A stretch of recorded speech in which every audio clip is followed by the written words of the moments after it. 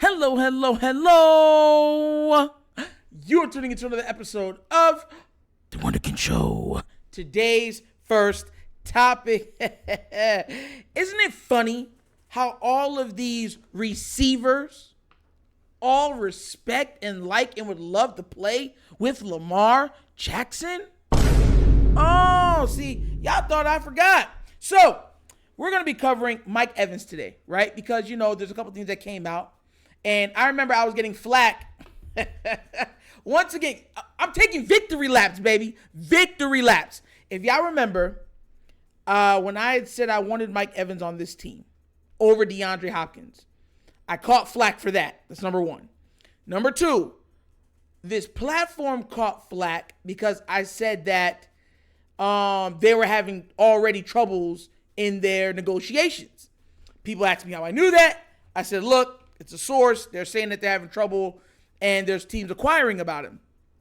Now, the stuff has hit the fan and now it's looking like they might move off of him.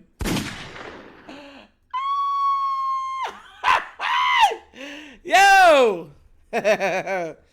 Listen, big shout outs to Mike Evans. The man's an absolute dog in every positive mention or meaning of the word. Just a go-getter. The man has missed games and still has put over 1,000 yards. He's never, even with, I think he had a year where he missed 3 games, still had 1,000 yards. The man's 1,000-yard just churning factory. And it's not like he's getting a lot of, like some of the years, it's not like crazy amounts of catches. Like you have guys that have 120, 117, 102 catches. No, I think he has like 1 or 2 years of that. The other years it's like 80, 79, stuff like that. And just super consistent. But the reason why I'm laughing at this overall is not so much to rub it in, but because this is the problem that's going to be arising in the wide receiver market. And what I mean by that is, because look, Mike Evans is probably one of the most underrated receivers of all time. Of all time. No matter who his quarterback has been, he's produced. Receivers are coming in more pro-ready now than they've ever been in the past. And they're coming in and making not what's the word I'm looking for? Gradual impact. They're making immediate impacts on the team. Immediate. Chase, Justin, Amon St. Ra, like Garrett, Olave. Like, bro, the list keeps going. They're coming in and saying, yo, I can give you about 1,100 yards almost as a rookie. Some of them coming in giving 1,200, 1,300 yards in their rookie seasons. So a lot of the old receivers or older receivers, because Mike Evans isn't old. I believe I'm older than him. I still think I'm young. But a lot of the older receivers are not going to get those deals that they would like or that they think they command, even though they have the numbers for it, because teams are just going to say, I can go to the draft and get a younger you for cheaper for another 4 years, while you might be able to hold up for another 2 years, but there's no guarantee you'll ever be able to, keep up that same production in the next 3 to 4 years. So, this is going to be the conundrum with the wide receiver market. The same thing that's going over with running backs, you're going to start having with wide receivers. People are going to start saying, look, you guys are a dime a dozen. We can go into the 6th round and take some of y'all, and y'all are balling out. And I don't want to hear anyone being like, no, it's not the same. We've seen guys. What round did Antonio Brown come out of? Oh, okay. Everyone will say, oh, he dropped because of behavioral issues. How many guys in the draft have we seen that are freak athletes? Freak athletes. 6'3", 6'4", had good college stats, and just, they're littered throughout the entire draft process. Think about where A.J. Brown was taken. McLaurin, DK. Like, just start going over some of the names. Deebo Samuels. Where are all these guys taken? 3rd, 4th, 5th round? Hey! You know what I mean? So it's changing the way how the league is going. And look, Mike Evans, like I said before, I would love to have him. But at this point, listen, man, you know what? If this was at the beginning of training camp, I would have been like, put him on the team. Now, if he comes for a great price, then whatever. But we're not going to be running no 4 wide receiver sets every game. That's not the way it's going to work. We got OBJ, we got Bateman, and we got Zay. And I'm going to be real with you. As much as I like those, I mean, if we got Mike Evans, one of those guys are getting knocked down.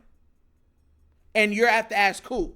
And the most obvious answer would probably be Bateman, right? Because you already paid so much for OBJ, so you're going to try to get as much out of that rock as possible. And if you would have given Mike Evans a multiple deal, that means there's no inclination of you having to re-sign OBJ for the foreseeable future. You can just let him go and test the market and go somewhere else. So, like I said before, you know, a lot of people would be like, we don't care, put him on the team. I get it. And at the beginning of the training camp, I would have been the same way. But I don't know. I've developed some, you know, love for these guys that I've already had. And you guys know that I love Bateman. So, you know, like I really do. I really have a high regard for Bateman. So, you know, and mind you, y'all know I was pro Mike Evans. I remember people making fun of me. Mike Evans ain't no DeAndre Hopkins. I was like, bro, like what? I was like, what? Like, Mike Evans is the most underrated weapon in the whole league, man. 6'6", run a 4.5, can out jump, get down the field still. Like, bro, he's a monster. But how many teams are going to give him the contract that he wants? Everyone's saying that he wants a contract comparable to Cooper Kupp. I'll be the first one to tell you, no season Mike Evans has ever amounted to what Cooper Kupp did in that one season. None. You know what the funny thing is? I was saying this, talking about receivers. The only receiver that I had seen that had something similar to what Cooper Kupp did was Steve Smith Sr. on the Panthers when they went to the Super Bowl. That's it. That's the only season in my memory recollection that I saw that the receiver really did it all. Now, some people are going to say Larry Fitzgerald with the Cardinals. No, there's different levels. Steve Smith, that senior, was a Triple Crown winner, if I'm not mistaken. He led the league in reception, receptions, yards, and receiving touchdowns. And he took the team to the Super Bowl. Bro, was he even Offensive Player of the Year? Player of the Year that year? Like, bro, was an absolute monster. That's the only person I could think of that had that type of impact. The only one. So we already know that Mike Evans doesn't have that type of production, and he never had it, but he has consistent. See, the thing with these players, and I always say with Mike Evans, and the problem with them is he's just been consistently really, really good. He just stays here. He might go up a little like this, but then goes right back to here. These guys have had higher highs, but they've had way lower lows. See, that's the give and take between them and Mike Evans. But Mike Evans, like I said before, you know, I would love to say, I'll say this too. If Bateman's not ready to go, I would take Mike Evans. Even though I think he has a chance to be great. If Bateman can't start the season 100%, I would definitely take Mike Evans and say, look, you know, let Bateman play out the 5th year or whatever. Because I would say, I don't think OBJ is going to be here long term. I think he's going to be here for 1 year. And I can live for the next 2-3 years to have Mike Evans, Bateman, and Zay Flowers. That's a squad. Because you have everything. You'd have your route runner in Bateman, your big, tall jump ball guy in Mike Evans, and your scat/yak guy in Zay. So, yeah, you know what? Forget what I said. Yeah, okay, bring Mike Evans on. Yes! I'm sorry, man. I gotta be real. Listen, man. Right is right, wrong is wrong. I'll slap the foolishness right out of my own self. Oh! Wake up, Nitro. Yeah, definitely. Forget it. Take him on. Because we don't know what Bateman's gonna do this year. We don't, even though I think that he is the next coming of Diggs. He could start out hurt, or he can get re-injured.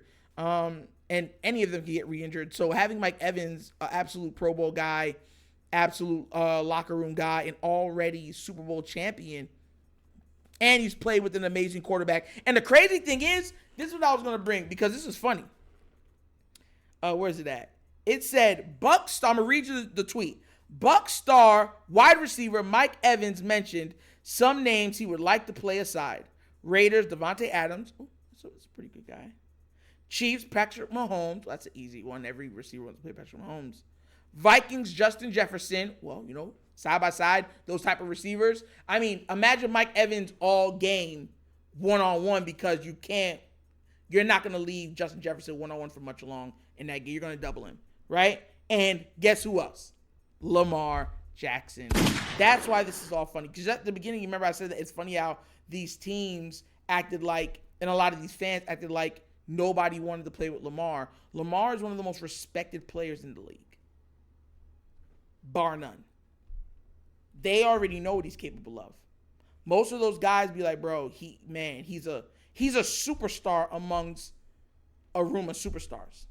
You know what I mean?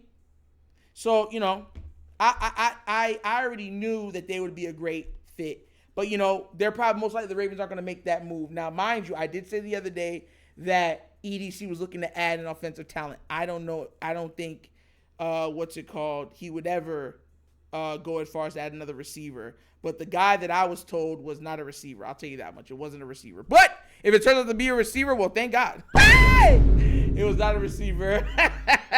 But this is great news. This is cool news. And I think that Mike Evans deserves to go out the way he feels comfortable. He's played his entire career down in Tampa. He's stuck with them through thick and thin and got a Super Bowl, helped them win a Super Bowl. So, and to make it worse, Mike Evans would be the most Baltimore Ravens type player probably they've ever brought in, simply because of this. He's played in run-first offenses. He's played with Monken. He's played with other stars. And what I mean by other stars, remember, he was on a team with Godwin and Antonio Brown. And he understands what great quarterback play looks like. Tom Brady. You get where I'm coming from? So he has it all. He's a finished product. When Ravens get players, they want them to be finished product. You just go out there and produce. And that's all he does. And he's not injury prone at all. Like, at all. I think the most he's ever missed is 3 games, if I'm not mistaken. 3 or 4. It's like 3 or 4 games. I think it's 3. But yeah. And even that year, like I said before, he got 1,000 yards. So shout outs to him. Shout outs to them. Hopefully everything gets rectified. And we'll see where he goes. But if the Ravens bring him in, I'm not complaining. Because like I said before, I wanted him. And I would take him. Even now, I'll still take him. But what do you guys think? Do you think the Ravens, if given the opportunity, should sign a Mike Evans? And if they do, what receiver would you not mind going to the bench? And what receiver do you think should be cut? Because they're not going to keep 7 receivers on the roster. But let me know down in the comments section. And that's another episode of The Wunderkind Show! Thank you for watching. And now we get down, we have fun, and we laugh. But everything we talk about rooted in what? Facts and truth. Please remember, like, subscribe, hit that notification bell, leave a comment. I love the comments. Just be respectful, please, and we're good. And if you have not already done so, check out The Wunderkind Show's Patreon. 3 tiers of absolute content goodness ready for your consumption. Let me know what you think. Give it a look, all right? And if you want to donate to the channel to help it grow, to help with better equipment and stuff like that, bottom of the screen, QR codes to a Cash App. Cash App located in the description of every video that we do. And the name of it is called The Wunderkind Show. So easy. And let's not forget before we close, this upcoming Sunday, Ravens play the Texans. Football's back, baby. It is back. And I will be seeing y'all because I'll be live streaming the games. So, like I said, this is The Wunderkind Show. This show's Nitro signing off. And as always, you guys know my slogan. Peace. And I am out of here. Yerp.